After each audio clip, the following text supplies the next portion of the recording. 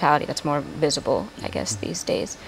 So we were kind of challenged with bringing that narrative back to our own cities and really understanding and digging up the root causes, like I said, of police brutality and some of the other things that affect the Black community. And so we were just wanting to be conscious of the things that lead up to cases of murdering unarmed youth and or adults.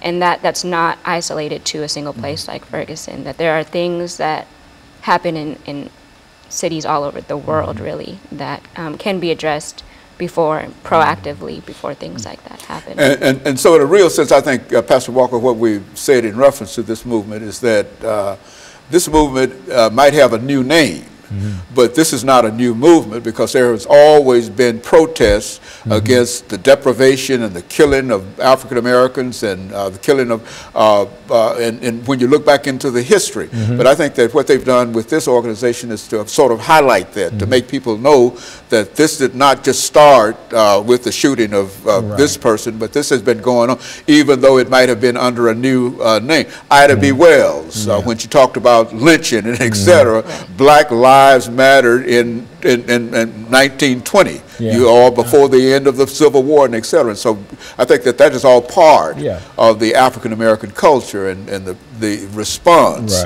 to African Americans in this society. Is that what we're saying? Yeah, because kind of, like you said, it's been in existence for forever.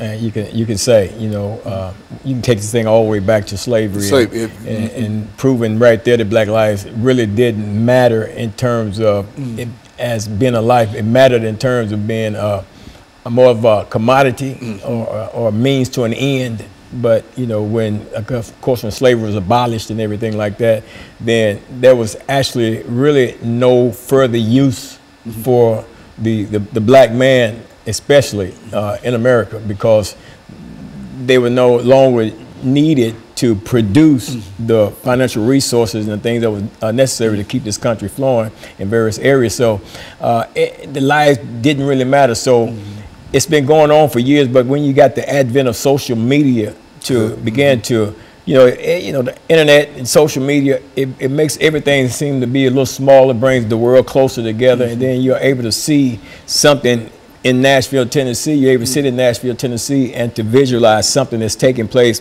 in Chicago and Miami and other places and all around the world as far as that goes. But, you know, so you come up now, it's like, okay, all of these things are happening, especially to the African-American male, and it's happening to such a degree as like their lives has no meaning. It doesn't matter. You know, you can go out and you can assault, you can kill an African-American male and just walk away from it. Police cover it up, court systems cover it up, everybody's sweeping it under the rug. You know, and it's like it doesn't matter. Then, you know, groups are coming together and they're stepping out in terms of marching and protesting, and then a little while later, you know, that fades away, and then until something else comes up, and then, you know, we're out there on the forefront again. But I think when you talk about a movement, it's something that's ongoing and stuff like that, and it's continuously getting its strength because of it's continuously being fed negative situations that keeps this Black Lives Matter movement moving forward, you know, and addressing these issues. Because I mean, the African American male is really struggling out here, you know, to be significant, you know, in spite of, you know, many of the accomplishments, you know, that we've made as a people. You know, it's still yet situations that go on. There's a system that is by systemic design to keep the African American male in a place where he don't rise to an area or a level where he actually begins to understand and know who he is, and then begin to function in who he is. You know, our history has been hid from us, and when we talk about that, Dr. Haney, you know, you've been a historian yourself, you know the miseducation, not only of the Black male, but the miseducation of the white male, the white female, in regards to the Black male, you know, because if it's hidden from one, it's hidden from all.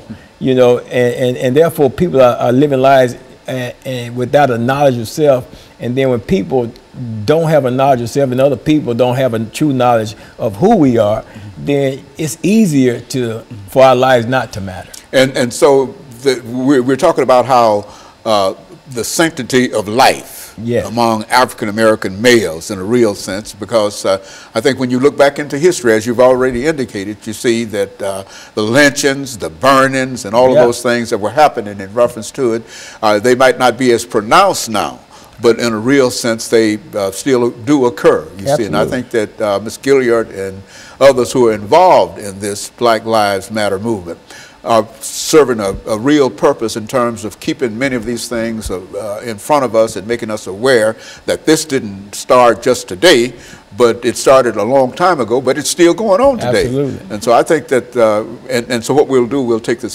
second commercial break, and then we'll come back and we'll end the show. We'll be back with our audience following this very, very short commercial break.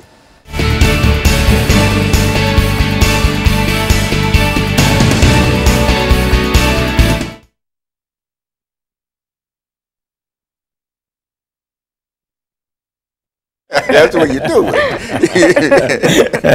put a little passion in it. Ain't nobody say about what you say. Just put some passion in it.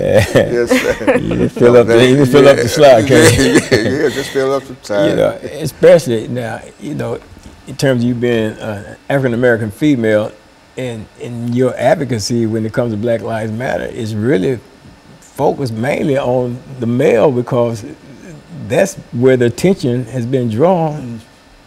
That is, I guess that's a public perception, but Black Lives Matter as a network is focused on centering the woman in leadership. Just talk about women involved.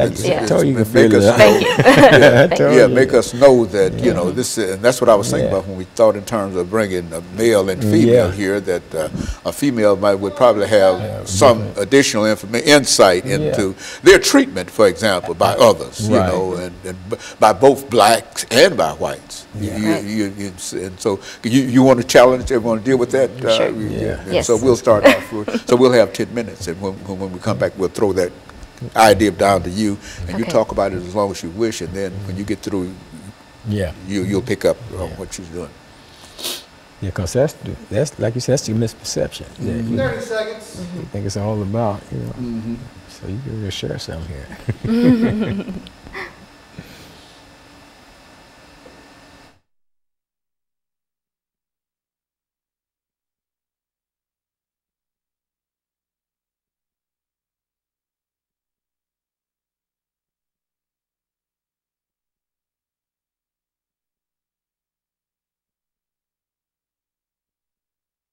Thank you, and welcome back to the second segment of the show for today.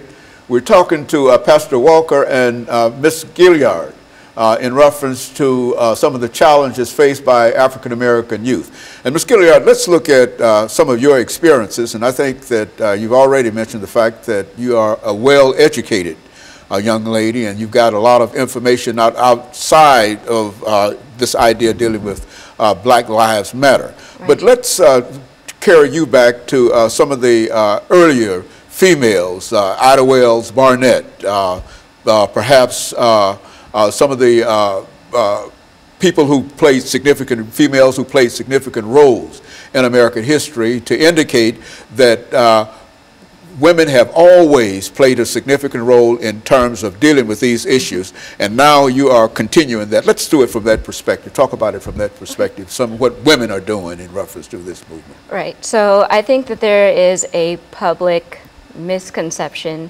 that the Black Lives Matter movement or the modern civil rights movement is centered mainly on black males, while black males and their health, I guess, here in America and beyond is very important.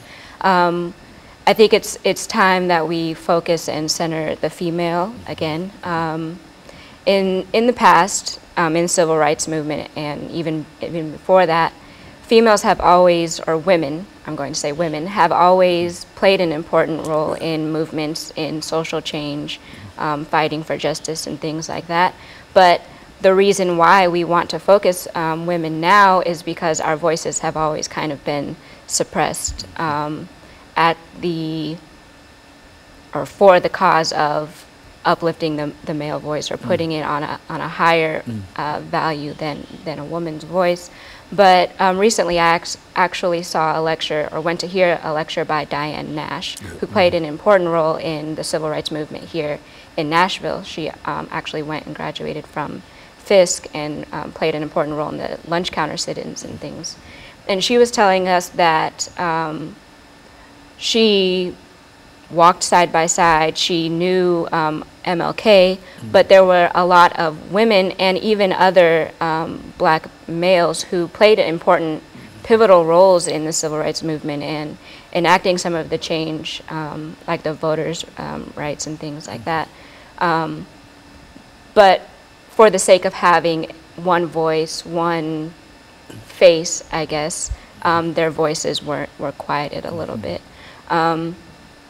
So I think that it's important to know that, yes, black males are being killed, but black women are being killed and targeted as well as transgender, LGBT, black youth and adolescents are being targeted as well. So I think that that's something that people need to be more aware of, is that black lives are being targeted in many ways than just one. And not only African American youth, but in almost every aspect, and not only because of gun violence and et cetera, but there are also other kinds of policies that help to undermine the health and the welfare of the, and I think you could say something, Pastor, about the prison system in terms of how the system has become overcrowded and in many instances unfair, according to some people in reference to that. And so that's... You know, Dr. Haney, I too had that misconception concerning the Black Lives Matter movement, you know, as a movement that really, you know, just looked and focused on the killings of African American males out here. And I guess it's easy to get that misconception, to pick that up, because a lot of times it's the murdering of a black male by a police officer, a lot of times triggers, you know, the movement into action in a situation like that. So with that being done, then you have a tendency to overlook, you know, other things that the Black Lives Matter movement is dealing with, you know, in terms of the women, the involvement of the women, because, you know, as you were saying, you know, and I was thinking as you was talking, so when the male is under attack, then he's so busy having to fight against his attacker that he's leaving the female unprotected and uncovered, and then if he's murdered, then he's taken away from, you know, a position, and it's hurting the female, the woman, and it's hurting also the children. And that even goes beyond police brutality or murdering, like you mentioned the prison system, or not being able to have access to health care or education. There's many ways that black lives are that you can kill a person in many ways outside without using a firearm, and I think that's basically. And that's, you know, that's another thing. I'm so glad you mentioned that, because again, we focus on that and we think that that's it. But when it comes to our health and when it comes another thing, when it comes to the children, African American males, not males, it's just African American children, period, being diagnosed as ADHD. And the parents are being paid for that. And it's almost like selling the children into the school to prison pipeline, because you take a child to school, the teacher can't deal with the child, and a lot of time it may have something to do with the child's home environment. You know, a child might not even be getting enough sleep at home, may not be eating well at home, and all kind of things could factor into that. But the only thing is looked at is the child's behavior in school. So they send the child, tell the parent, take the child to the doctor evaluate the child and say, well, this child's got ADHD. So the parent takes a beeline to the Social Security office to get this check, you know. And I'm not understanding why they would pay somebody for that, other than the fact that, to me, you just sold your child to the system. You know what I'm saying? And that right there, I mean, to me,